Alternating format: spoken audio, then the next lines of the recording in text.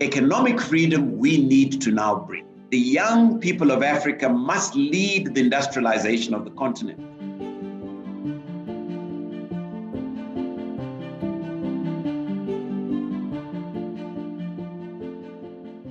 I defined myself as an African entrepreneur, and I have decided to coin it an Africaneur.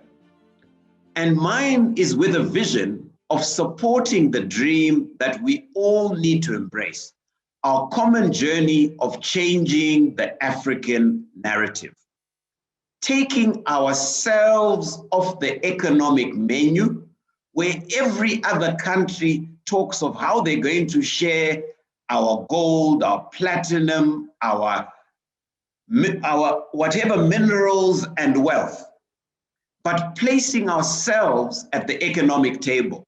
But this only comes through production and productivity. And this vision is what needs to define all of us. And again, I quote Kwame Nkrumah, I am not African because I was born in Africa, but because Africa was born in me. So ladies and gentlemen, I now come to my main topic of discussion, the economic liberation of Africa and Africans. Each celebration of our independence as Zimbabweans, or that of any sister country on the continent, must oblige us to think about how we economically advance ourselves as Africans, regardless of where we are in the world. And I was very happy to hear our young people talk about that today, to say, I want to bring my child at 16 into my business and train him how to run that business, not train him how to write a CV. Congratulations to you. The abundance of opportunities within our continent has solidified my belief that it is only when Africans demonstrate confidence in Africa that others can be expected to do the same. Charity begins at home. If we don't believe in ourselves, no one else will. In this regard, African entrepreneurship holds the key to our continent's success and that of our home country, Zimbabwe. We've spent far too much time thinking, debating, and analyzing politics. It is now time that we channel our energies into enabling our own African and Zimbabwean entrepreneurship and investing in our continent and country. However, for this elusive success to happen amongst us as Africans, we need to unite. It is commonly said that united we stand, but divided we fall. If you look at the Jewish community as an example, it is a tiny global community that controls the global economy. Why? Because it is extremely united and they work to support each other. In South Africa, as an example, there is now a large Pakistani, Ethiopian, and Somalian business community that has emerged. One member comes to the country, operates and lives in his small shop, grows it, brings in another from his own home country, he becomes his own employee, and when that shop grows, the new entrant is empowered to start his own shop and continues the cycle. And henceforth, you see the proliferation of a large community of these businesses. As a result, you've seen what used to be Greek-controlled independent retail is now Pakistani, Ethiopian, and Somalian controlled. In most environments, you find very vibrant societies of other origins, but rarely do we find communities of Zimbabweans working together to uplift each other and work together towards mutual upliftment or the upliftment of their motherland. This has to be our starting point if we are to truly achieve our greatness as a people and achieve the ends of independence. How has my own journey worked to support the economic emancipation of our continent? After studying at Buckingham, as I said, I then went on to study in Canada and came back to Zimbabwe in '97. Therein, I started my own entrepreneurship journey. I decided I was not going to look for a job, right? The family looked at me as I started my chicken business and said, what has gone wrong with this young man? We've sent him to the UK. We've sent him to Canada to come and raise chickens, which people with grade 7 educations do, right? But you have to believe in your vision, and you have to believe in your youthfulness and what it brings to you and the power that it has. I then entered retail and was able to start Zimbabwe's first 24-hour shop. I was raised in retailing. My mother looked at me in dismay. How do I open a store after 7 p.m.? I grew up, my father used to open 7 a.m. to 7 p.m. Who buys at night? But I tell you what, 60% of my sales happen between 7 p.m. and 7 a.m. That time when everybody else was closed and the only option of where to buy was there. Where did it come from? It was not an innovation, 7-Elevens. So as we look at what we see in whatever jurisdictions we are, let's borrow brilliance, take it back home, innovate it and bring it as something novel there and make change and bring change and novelty to our own homes. I then entered the tobacco sector. Why? Zimbabwe's main export crop was tobacco. We're exporting it at $3 a kg as raw tobacco. But I tell you today, as cigarettes, we exported at $45 a kg, 15 times the value. We were exporting jobs. We're exporting value. If you look at Zimbabwe's tobacco today, if that 1 billion we earn all went into cigarettes, we'd earn $15 billion for our country, right? And that's the change we need to make, because what we are doing today is criminal. The advent of COVID, so many of us deciding to import masks from China to supply the African market. Again, we said this is criminal. We can do it for ourselves. Instead of importing masks from China, we decided to import equipment from China. And we set up to create our own mask making facility. We started and we've evolved. And within the next 8 weeks, we'll be bringing in even more capacity and we'll be producing 1,000 masks per minute, becoming the single largest Southern African facility and creating again, direct and indirect employment in the same vein. In February of this year, we acquired what is the largest non-food FMCG manufacturing factory on the continent, based in Johannesburg, South Africa. It manufactures such household brands as Handy Andy, Omo washing powder, Colgate toothpaste, your Revlon Dark and Lovelies, your L'Oreal products, your P&G products, you name all the global international brands.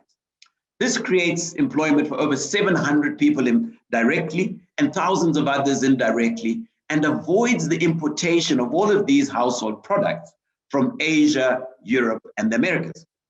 It is our plan that within the next 5 years, we need to create more capacity in East Africa, West Africa, so that all of these products, which were coming and being imported from all over the world, are now made on the continent, right? Again, these are the opportunities our continent presents. Today, only 15% of trade in Africa is between African countries. Unlike in Europe, where 80% of trade is within Europe. So that's the opportunity to grow that trade from 15% to where Europe is by creating manufacturing jobs, by creating service jobs. Africa will have from 1.2 billion today, 2.5 billion people by 2050. That's 2.5 billion people who need food, who need clothing, who need housing, who need transport.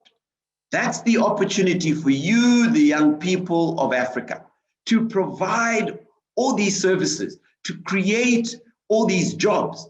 Because if we don't, we only have ourselves to blame, right? China was a third world country 30 years ago. Today, it is the second largest economy in the world, and within the decade, it is expected to be the largest economy in the world. That is the opportunity that we have for our continent of Africa. Today, 70% of cocoa is produced in West Africa, earning the continent $7 billion. But this creates the $190 billion chocolate market, a 20 times value multiplier. So Africa loses $130 billion a year from selling raw cocoa, not chocolate. Zimbabwe loses $14 billion a year selling raw tobacco, not all cigarettes. The list is endless. And this is the opportunity for you, our young Africans. In November 2020, we launched the JUA Kickstarter Fund, the largest venture capital fund launched by an African, with the aim to provide African entrepreneurs with capital to start or expand their enterprises. With the advent of COVID-19, the time had come when our tribulations as Africans, as Zimbabweans, were either going to cause us to self-preserve or to come together and do for ourselves and others in our community. The time had come to put our money where our mouth is. The time had come to pay forward and pay back. Now, today, the fund has distributed about $2 million to 7 small businesses from different parts of the continent across many sectors. The 7 recipients, all founded by young people. And what makes me happiest is mostly women, were selected from over 700 enterprises who all encapsulated the innovation and creativity that exists in Africa. They displayed incredible enterprise and inventiveness in solving the challenges that confront Africa and are holding the continent back. 2 successful projects in the education tech, 1 in agricultural tech, 1 in energy, 1 in health tech, and 1 in big data solutions.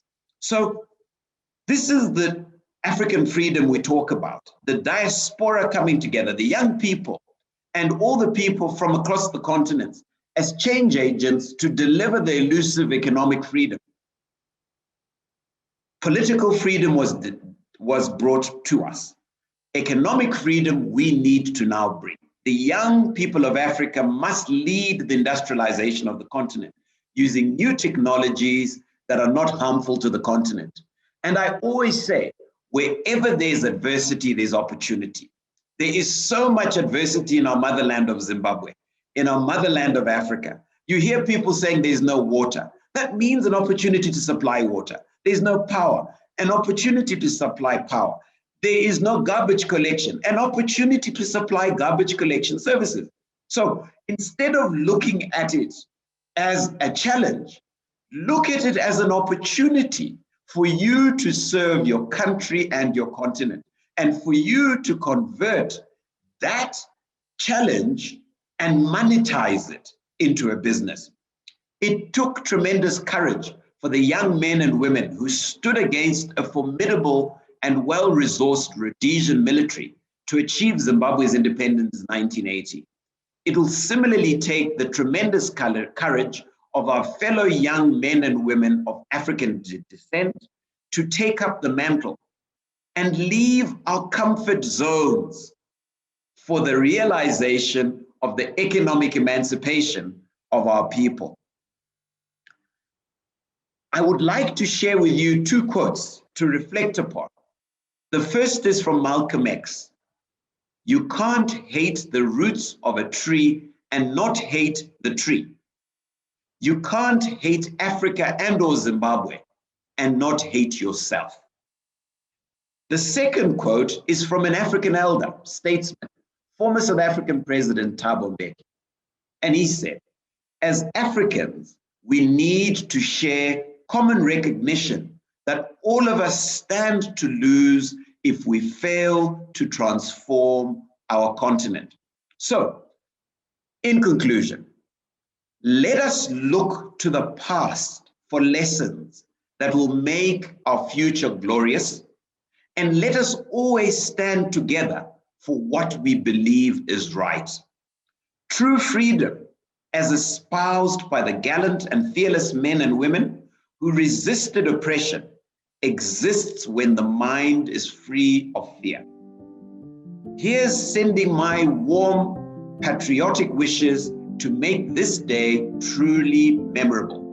May the Zimbabwe flag always fly high.